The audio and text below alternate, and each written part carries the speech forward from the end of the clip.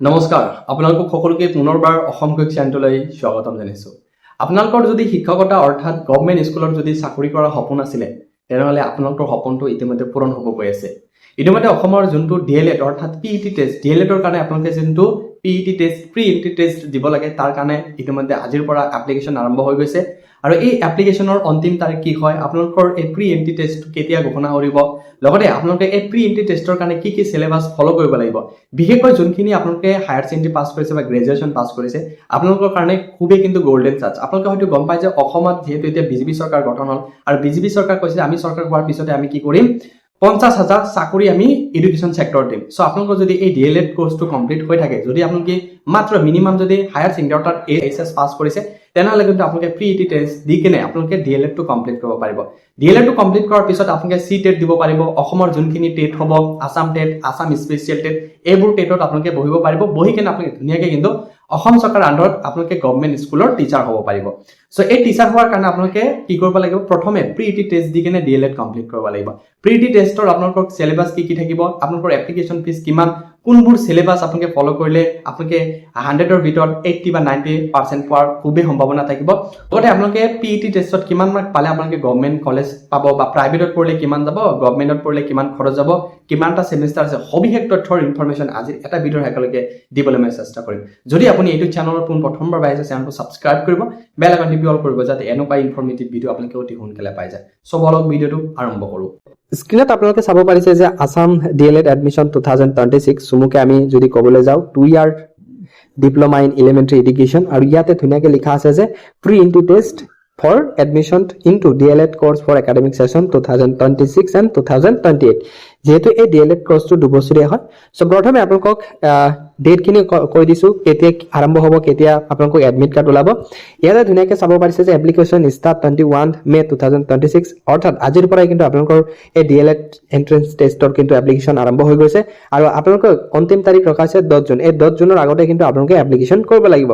লগতে আপোনালোকক এডমিট কাৰ্ডটো ওলাব 5 জুলাইত। 5 জুলাই তাৰিখে আপোনালোকৰ এডমিট কাৰ্ডটো ধুনীয়াকৈ ডাউনলোড কৰিব পাৰিব। আৰু সবতকৈ ইম্পৰ্টেণ্ট কথা যে এই প্ৰি এন্ট্ৰি টেষ্টটো কি ৰখা হৈছে 12 জুলাই, অৰ্থাৎ বেছি দেৰি নহয়। আপোনালোকে এই 12 জুলাইৰ দিনা কিন্তু আপোনালোকৰ এই পিইটি টেষ্ট অৰ্থাৎ প্ৰি এন্ট্ৰি টেষ্টটো আপোনালোকে দিব পাৰিব।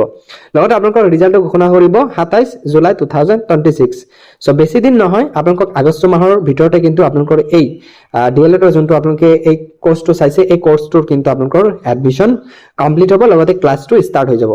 এতিয়া আপোনালোকক ইলিজিবিলিটি ক্ৰাইটেৰিয়া জনাম, তাৰপিছত আপোনালোক এক্সাম পেটাৰ্ণ জনাম, তাৰপিছত কোৰ্সৰ বিষয়ে অলপ জনাই দিওঁ। প্ৰথমে আপোনালোক কোৰ্সৰ বিষয়ে জনাই দিওঁ যে ডিএলএড কোৰ্সটো আপোনালোকে হয়তো সকলোৱে গম পায় যে এইটো দুবছৰীয়া কোৰ্স হয় আৰু দুবছৰীয়া কোৰ্সত আপোনালোকক 4টা সেমিষ্টাৰ থাকিব।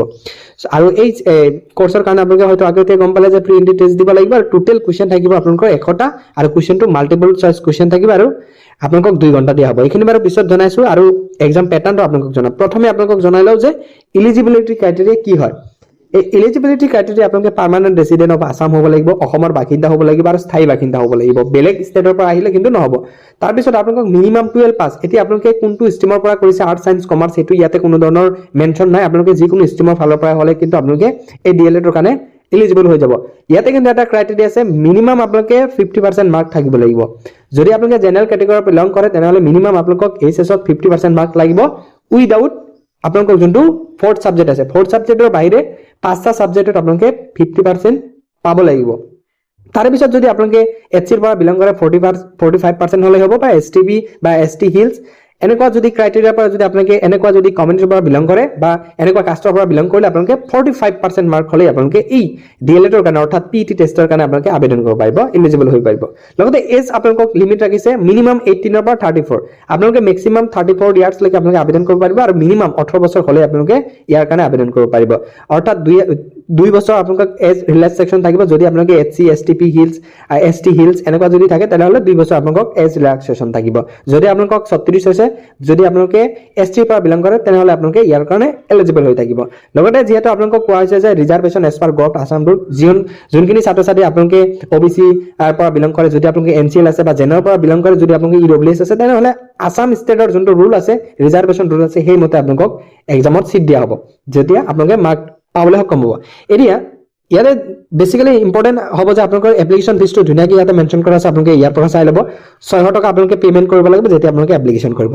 এৰি আপোনালোকক জনাম যে এক্সাম পেটাৰ্ণটো কি হয়। বহুতে এটা মনত প্ৰশ্ন যে আমি যিহেতু DLED এক্সামটো দিম, অৰ্থাৎ PET টেষ্ট অৰ্থাৎ প্ৰি এন্ট্ৰি টেষ্টটো দিম, ইয়াৰ কাৰণে আমি কি পঢ়ি যাব লাগিব। টেষ্টটো দিবলৈ কাৰণে আপোনালোকক কি কৰিব লাগে, প্ৰথমে এই এক্সাম পেটাৰ্ণটো ভালকৈ বুজিব লাগিব। এক্সাম পেটাৰ্ণত ইয়াতে ধুনীয়াকৈ কোৱা হৈছে যে আপোনালোকক জেনেৰেল ইংলিছৰ পৰা 10 মাৰ্ক আহিব, জেনেৰেল নলেজ অৰ্থাৎ জিকেৰ পৰা 10 মাৰ্ক 15 মাৰ্ক, অৰ্থাৎ ৰিজনিঙৰ পৰা আপোনালোকে আহিব 10 মাৰ্ক, তাৰপিছত জেনেৰেল মেথমেটিক্সৰ পৰা 15, জেনেৰেল সায়েন্স এণ্ড EBS আপোনালোকক এভৰিডে সায়েন্স এইটোৰ পৰা আহিব 15 মাৰ্ক, আৰু ছ'চিয়েল সায়েন্সৰ পৰা 20 mark, and language Assamese, Bangla, Bodo, English আপোনালোকক কি কৰা হ'ব, এটা লেংগুৱেজ বাছি দিয়া হ'ব। আপোনালোকে 3টা লেংগুৱেজ বা 4টা লেংগুৱেজ থাকিব, সেই লেংগুৱেজটো যোনটো লেংগুৱেজ বাছি ল'ব সেই লেংগুৱেজৰ প্ৰতি কিন্তু 15 মাৰ্ক আহিব। আপোনালোকে বেছিকৈ ফ'কাছ দিব জেনেৰেল মেথছত, হয়তো আপোনালোকে মেথছটো আপোনালোকে সকলোৱে অলপ কম পাৰে, চ' মেথছত আপোনালোকে বেছিকৈ মন দিব, বাকী জিকে, ৰিজনিং, ইংলিছ এইবোৰ হৈ যাব। 10 মাৰ্ক আছে, 15 মাৰ্ক আছে ছায়েন্সত। ছ'চিয়েল ছায়েন্সত হায়েষ্ট মাৰ্ক আছে আপোনালোকৰ 20 মাৰ্ক। চ' এই ছ'চিয়েল ছায়েন্সটো আপোনালোকে বেছিকৈ পাবলৈ আপোনালোকে ট্ৰাই কৰিব, যাতে এই ছ'চিয়েল মাৰ্কৰ 15ৰ পৰা যাতে আপোনালোকে 20 মাৰ্ক পাবলৈ সক্ষম হয়, তেনেহ'লে কিন্তু আপোনালোকৰ মাৰ্কটো 100ৰ ভিতৰত 80 বা 90 পাবলৈ সক্ষম হ'ব। এতিয়া এইখিনি আপোনালোকে জানি গ'ল যে কি আপোনালোকে এলিজিবিলিটি ক্ৰাইটেৰিয়া বা কোনটো ডেটত এপ্লিকেশ্যন কৰিব লাগিব, লাষ্ট ডেট কিমান হয়, বা এই DLEDৰ কোৰ্চটো কি হয় আপোনালোকে হয়তো সকলোৱে গম পালে যে PET টেষ্ট অৰ্থাৎ প্ৰি এন্ট্ৰি টেষ্টটো দিয়াৰ পিছত আপোনালোকে কি কৰিব পাৰিব, এই DLEDৰ কাৰণে আপোনালোকে ধুনীয়াকৈ এডমিশ্যন কৰিব পাৰিব। আশা কৰোঁ এই ভিডিঅ'ৰ পৰা আপোনালোকে অৰ্থাৎ DLEDৰ থুলমূলকৈ অলপ হ'লেও জানিব পাৰিছে। DLEDটো কৰাৰ পিছত আপোনালোকে এই মাৰ্কৰ ওপৰত বেছ কৰি কিনে আপোনালোকে গভৰ্ণমেণ্ট কলেজ বা আপোনালোকে প্ৰাইভেট কলেজ পাবলৈ সক্ষম হ'ব। যিহেতু 4টা সেমিষ্টাৰ, যদি আপোনালোকে গভৰ্ণমেণ্ট কলেজত পাবলৈ সক্ষম হয় তেনেহ'লে প্ৰতি বছৰত 6,000 বা 4,000 টকা আপোনালোকে ইয়াতে দিব লাগিব।